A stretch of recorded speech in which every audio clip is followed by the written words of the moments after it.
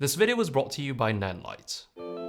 Being able to adjust your tint from a dial is a filmmaking luxury made possible only by modern LEDs.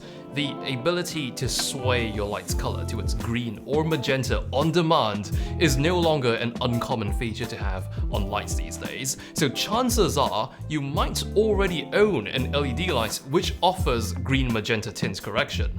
And just in case you feel you might have been underutilizing this feature on your lights, here are 5 ways this feature could come in incredibly handy.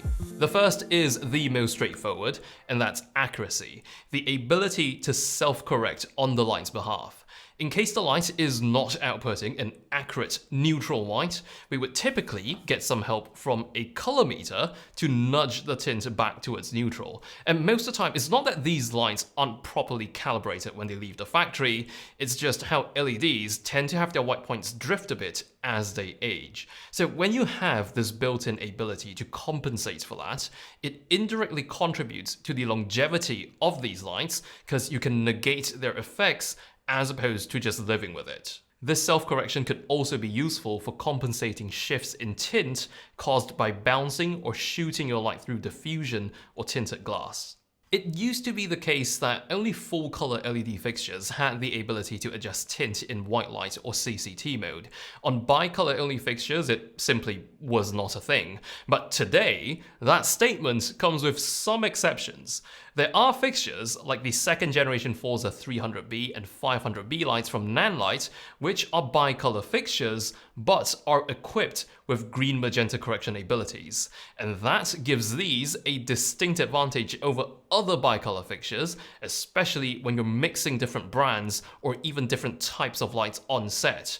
Because when you have the ability to adjust both color temperature and tint, these become the more versatile lights, which can then be matched to the less versatile ones. With tungstens, fluorescents, or HMIs, the traditional way to make tint adjustments would be to use these plus green or minus green gels. Now, although these gels are available in different densities, they are still nowhere near as granular in terms of precision and nowhere near as fast as turning a dial on an LED.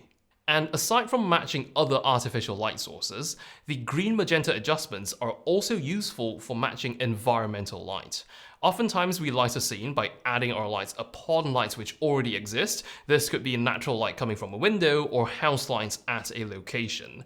It might sound a bit counterintuitive to say match our accurate filmmaking lights to the less accurate house lights, but doing so would actually allow us to apply a blanket correction in post, so there's a less jarring difference in tint between our added light and the light that's already in the scene. Up until this point, all the use cases we've gone through have been very much centered around matching colors.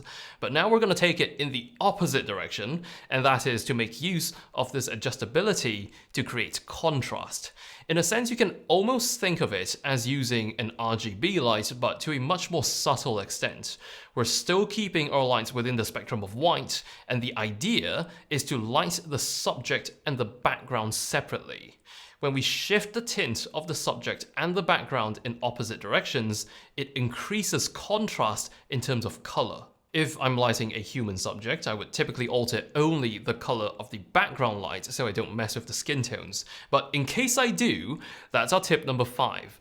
The ability to shift your tint is actually really useful for boosting skin tones. Human skin reflects more light within the red area of the spectrum, so one thing I like to do in case I'm seeing skin tones which look a bit pale on camera is to dial up the magenta on my talent's key light, and that would redden up those skin tones, making my talent look a bit more lively.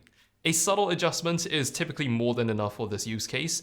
The more extreme adjustments I would typically reserve for times when I'm really intentionally trying to use color to convey a certain emotion.